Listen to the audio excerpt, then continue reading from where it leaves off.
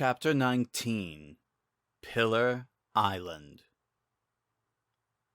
The rain was finally starting to let up, but the morning sky was still a solid mass of gray clouds when the sun started to rise, leaving the white sands of Mido Port more like an ivory mud. Of course, the morning was almost over by the time that Link and Sing left the inn, and the Lord Sheriff had conflicting emotions as the two of them walked toward the pier, holding hands like a couple. Neither of them had said anything to each other since waking up, aside from the dark-haired magician telling him that they needed to take a ship to Pillar Island, a destination that surprised him to be holding one of the trials, since it was a popular tourist attraction. People came from all over Hyrule to climb the carved stairs that circled the island's whole mountain several times on the way up to the historical plateau, where an almost completely intact fortress from the days of Spectacle Rock was still standing. All of that was common knowledge, though, and even as half of Link's mind was wondering what kind of challenge could remain hidden in such a heavily traveled place, the rest of his mind was enthralled again when the wind kicked up, blowing some of Sing's long hair across her face. There was no way to deny that he was falling in love with her. This beautiful, powerful magician who was responsible for cursing the original Princess Zelda hundreds of years ago. Of course, none of her crimes had mattered to him last night. The Lord Sheriff had forgotten for a while that his traveling companion had not only cursed the royal family, but also sealed the Triforce of Courage away, and had led countless brave young men of the kingdom to their deaths with the same trials that had nearly claimed his own life as well. So how was he supposed to explain to the king and queen that he was having an affair with her? Leaving his horse at the local stables, where they had charged a surprisingly fair price to take care of it while they went to the island, the two of them boarded the ship, walking up the gangplank with dozens of other travelers that were couples there of all ages, some of them with children, again making the Lord Sheriff nervous about what was going to happen once they all got to the island. Was there something on top of the plateau that he was supposed to activate, like back in Parappa Palace? "Excuse me," a woman asked after they were on board. "Are you the Lord Sheriff? The one who saved the Queen from Ganondorf? Oh, is this your wife?"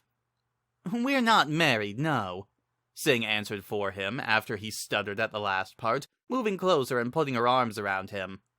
"I think he's too scared to ask me. Poor Link, he's always been so shy around girls. He starts blushing if anyone even finds out that he kissed me." Well, so much for the dark-haired magician remaining silent from last night, and of course, Link's face started to turn red, mostly out of humiliation and surprise about what Sing was making up about him.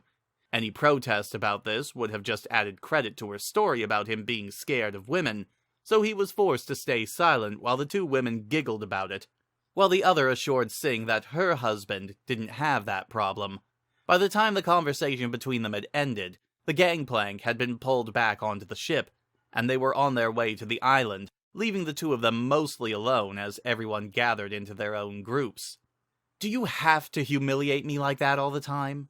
Link asked quietly. "Now that woman thinks that I'm afraid of, well, women." "Well, then you'll have to show her differently, won't you?" Sing replied, starting to smile as she moved around in front of him. "Kiss me, Link." He did, putting his arms around her as well, and hearing a few people around them reacting for a moment until they were done. But as wonderful as being with her made him feel, there was still the matter of what was going to happen on the island. So he quietly asked the dark-haired magician about whether or not all these people were in danger from the challenge he was about to face, and she replied that she wasn't sure. "You're not sure?" the Lord Sheriff asked in disbelief. "How are you not sure?" "The island was abandoned the last time I was there, all right?" she replied.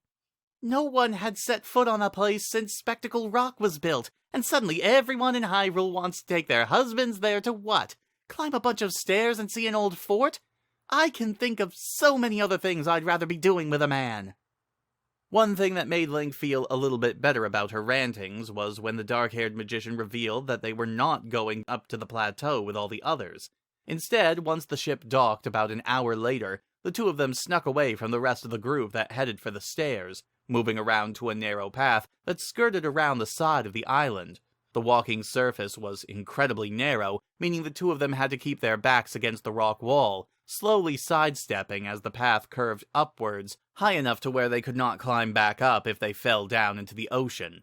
Since they had been so careful, the trip across the path's edge, which wasn't really that far at all, took a lot of time, but after rounding the side of the mountain, the Lord Sheriff was surprised to find that the path had ended at the mouth of a cave.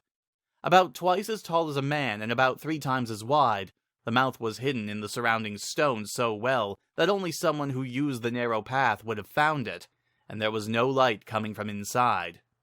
Link, I have to warn you, Sing said, grabbing his arm when he started inside. I'm not allowed to tell you how many challenges are left, but no one has ever survived the test that awaits in this cave. The statement didn't exactly fill him with confidence, but with as concerning for him as the dark-haired magician looked, maybe there was another way out of this. So he kissed her, holding Sing for several seconds, and then asking her once again to simply end the curse and be done with it. However, just as she had explained to him before, the dark-haired magician was just as trapped by this curse as Zelda was, and therefore couldn't simply end it, no matter how she felt about him. Then it looks like I have no choice, Link said, turning from her and drawing his silver sword. Don't worry, Sing. I'll be back soon. If only he had the confidence that he was portraying, this latest challenge might have been simple, but in honesty, the Lord Sheriff was scared. Fighting that horse thing in the Parappa ruins had been fiercely difficult, as had figuring out what to do in the old Midoro draining cisterns, meaning that whatever was waiting for him inside the cave was sure to be even more challenging. Carefully stepping through into the hidden cave, he had to use his sword to feel around for obstacles, because this cave was dark. So far, it appeared to be only a straight path with no obstructions aside from a random rock sticking out of the floor, but after he had traveled for a good distance around a few turns, the wall that he was tapping with the blade seemed to just vanish. The floor was still there, but none of the walls or ceiling were present, and he wasn't sure why until a light began to appear. It was subtle at first, only enough for him to see the outline of the nearby walls and path ahead. No, not a path. A stone bridge across a deep, dark chasm. Wait, this wasn't just a chasm, Link discovered as the light grew brighter. Red and orange light that was coming from below. The room was a vast open chamber, with a stone bridge being the only way to cross a massive river of magma that was flowing at the bottom. Something was strange about the bridge, though. There were shadows strewn across it, but not ordinary ones. These were shaped like people, strewn about the length of the bridge, but with no actual people attached to them, as if permanently burned into the stone.